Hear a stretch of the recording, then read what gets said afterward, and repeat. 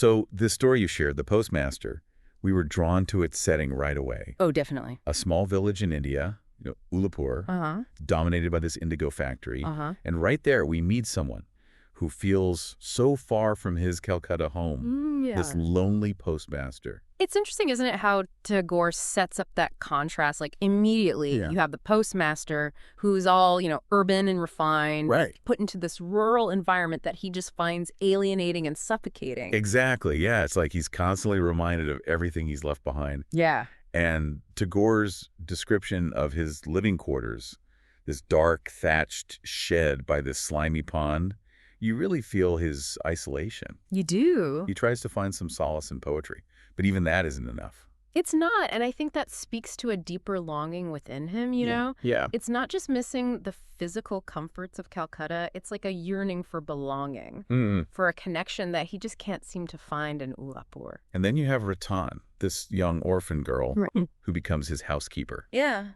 Initially, she's just someone who takes care of his, domestic needs, but their relationship becomes something more, more complex. It does. The evenings they spend together, all that smoke from the cowsheds, the sounds of the crickets, it creates this very intimate atmosphere. It does. They share stories about their families. And through these little exchanges, Ratan kind of starts to fill that void in the postmaster's life. Yeah. But it makes you wonder, do you think he really sees her as an equal? Oh, that's a good point. Or is it always, this master-servant dynamic? That's a great point. There's definitely a power imbalance. Yeah.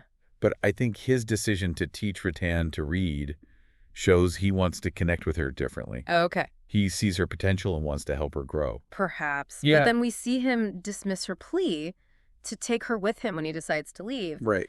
And it makes you question, did he ever truly see their relationship as anything more than temporary? Yeah, it's heartbreaking, especially considering how Ratan keeps diligently doing her lessons, hoping to impress him when he gets back. Totally. She clearly idealizes him, Oh, she does, and that idealization makes the rejection even more devastating. Yeah. It shatters her innocent belief in their bond. And I was struck by how the story contrasts their worlds, Yes. Ratan's content in Ullaipur, while he's always yearning for something else. He represents this transient existence, just passing through her life like a quick monsoon shower.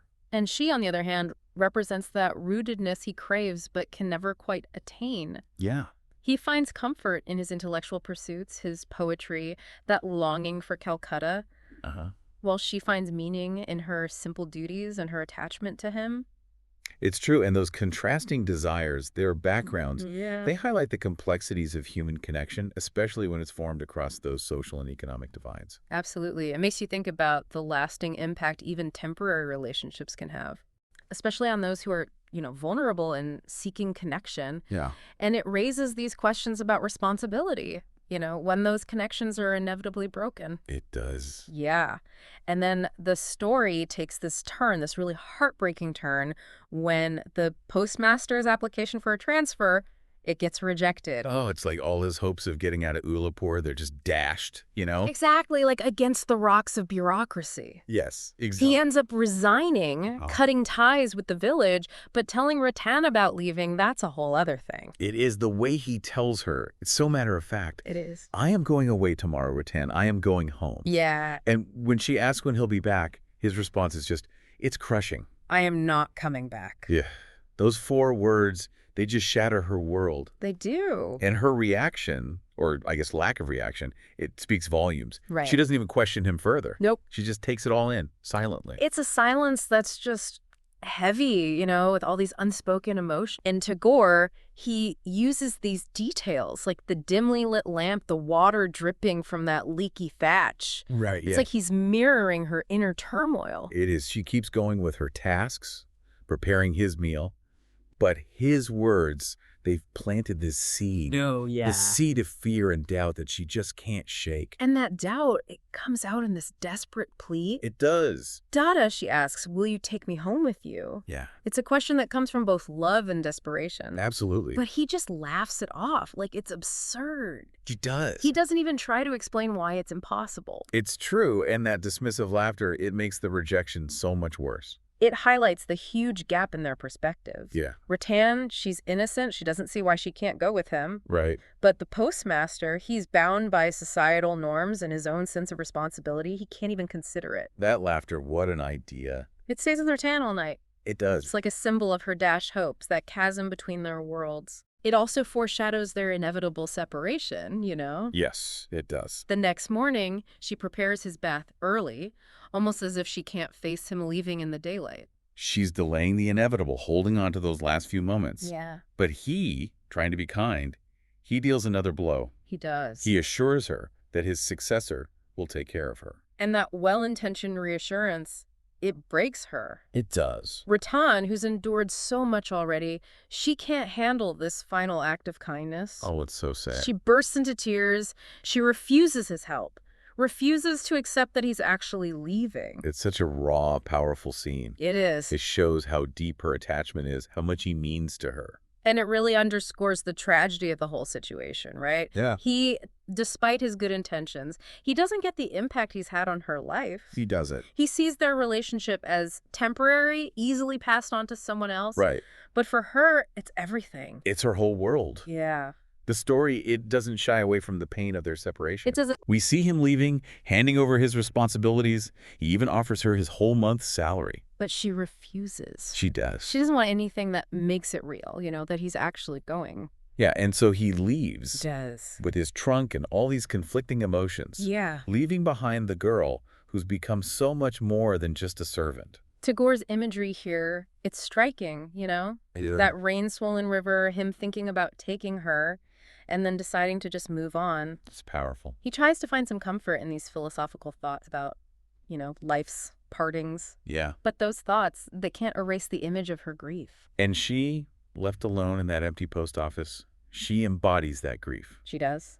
She wanders aimlessly, holding on to this tiny hope that he might come back. It's a testament to Hoke's power, isn't it? It is. Even when everything else says he won't. She refuses to let go, to accept what he said. And that's where Tagore leaves us. He does. With her lost in this maze of denial and hope. It's an ending that stays with you.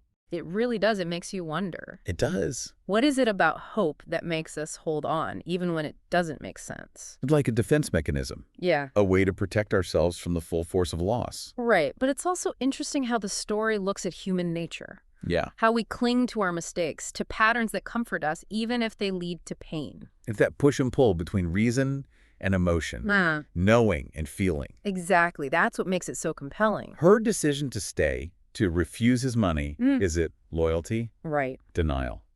Or both? It's a question that lingers. It does. And I think that's the sign of a truly great story. It makes you think. It challenges what you thought you knew. Absolutely. And it highlights how complex human connection is, how even a short encounter can have such a huge impact. Especially across those social and economic lines. Exactly. The postmaster, focused on his own fulfillment, he might have unknowingly left a permanent mark on her soul. It's true. It's a reminder that our actions, even the ones we think are small, they can have these big consequences. Right. We may never fully understand the impact we have on others. We might not. The story leaves us with this powerful message about empathy, about being aware of the emotional landscapes we're in and those threads that connect us. It does. It encourages us to look past our own desires and think about the ripple effects of our choices. It does. Her story reminds us that the most meaningful connections, sometimes they happen in the most unexpected places and leave a mark that time can't erase. And you know what else is interesting? How the story uses that whole monsoon season as like a backdrop. Oh, yeah. For both like the connection and the separation. Right. That rain imagery. It's so powerful. It really is. It's like it's symbolizing both, you know, how vibrant life is, but also the sadness of parting. And when he gets sick, it's that constant rain that keeps him inside, which leads to him getting closer to Ratan. Right.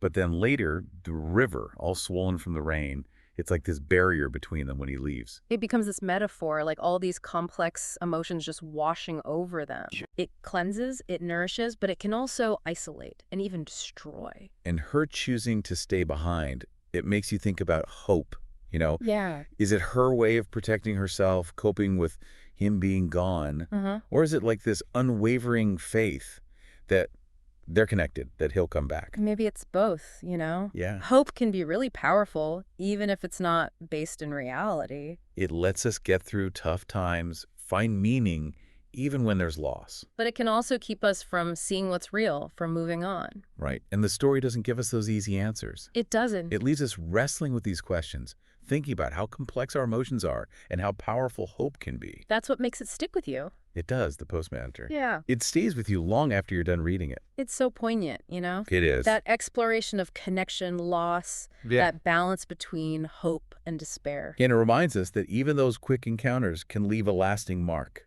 They can. And that sometimes the connections that mean the most, they happen in the most unexpected places. I think that's a really beautiful way to put it. It is. This story, it makes us appreciate the connections we have, however long they last. And to see the impact we have on each other, even in the smallest things. Well said. It's like a reminder to be present in our relationships, to really value those moments we share, because they could shape us in ways we never imagined. Thank you for joining us on this journey through The Postmaster. It's been a pleasure. We hope this has given you some new insights, maybe even a new appreciation for the power of stories. Absolutely. Until next time, keep exploring, keep connecting, and keep those conversations going.